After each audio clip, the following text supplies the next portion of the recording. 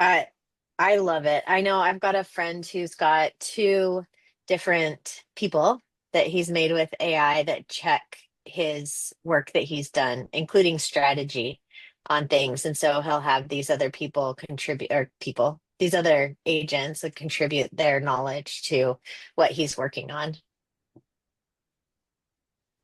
Um, all right, so let's get to the news today.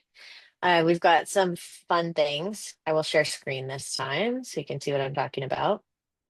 And Marikar put the newsletter in the chat. Everybody here should be getting the newsletter.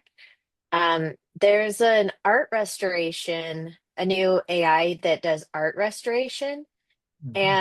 And this one, it restored a 15th century masterpiece and it only took 3.5 hours. It goes through the process here. There's a little audio on it too, but this is from MIT.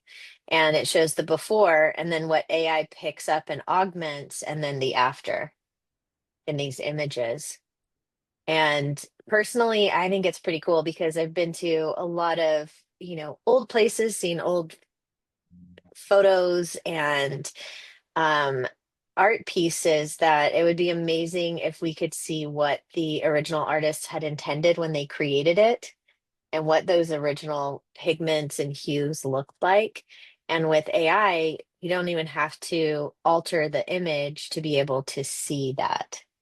We're not going to have the same effect, but it can help people when they're doing the restoration work.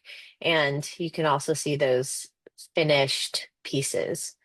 I'll be curious if they're going to be able to do things like project it onto walls and ceilings in those old churches and castles, um, where you could have those, have the restoration. I was just in an old church in Montreal, and you can see where the paint is coming off of things. And I feel like AI could help, help us to see the whole picture.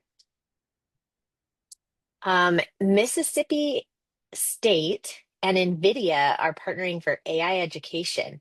NVIDIA has sponsored a few states, Utah's another one of them, um, in training people so that students will be ready with skills like machine learning and data science. So they're sponsoring these programs to be developed in different states.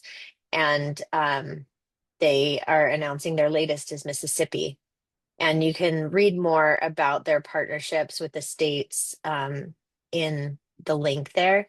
But I think it's interesting that NVIDIA is doing this. This is something that um, in the US is highly regulated. It depends on the states and institutions about how much the big companies can sponsor education.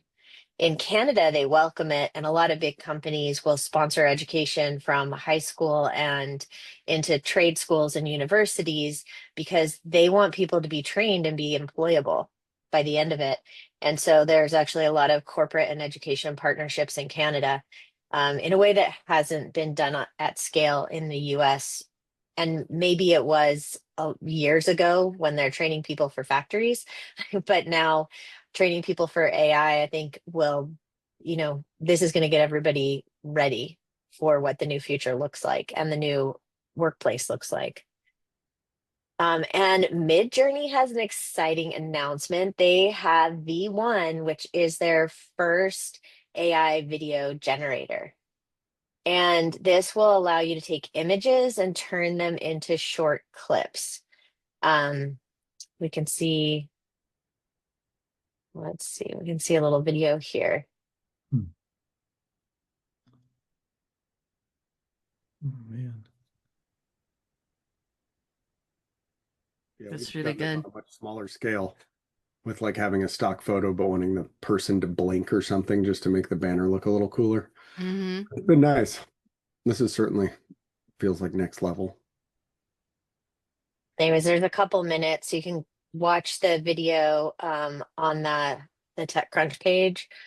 Um, and then Google is testing real-time AI voice chats in search. And I'm not sure how much this is going to vary, but it'll be on the Google phones. And so it'll be on Android. Well, it says in the Google app on iOS too, but it should all be native inside Google phones as well. Um, and it's supposed to give you those instant answers, and it'll give you the AI version of answers, which, as you've all seen in search, I'm sure you'll notice there's a difference in those. And then if anybody here, I don't know how many people have are speakers or work with speakers. We do a workflow and automation. We break it down in the newsletter, and it's on the blog post. We've got a bigger post coming out about this specifically for speaker workflow and automation.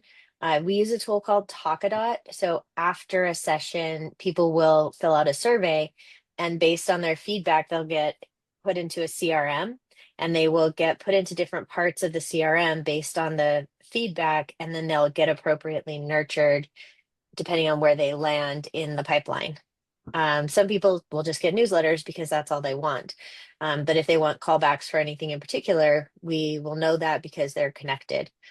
And there's a lot you can do to automate these different things.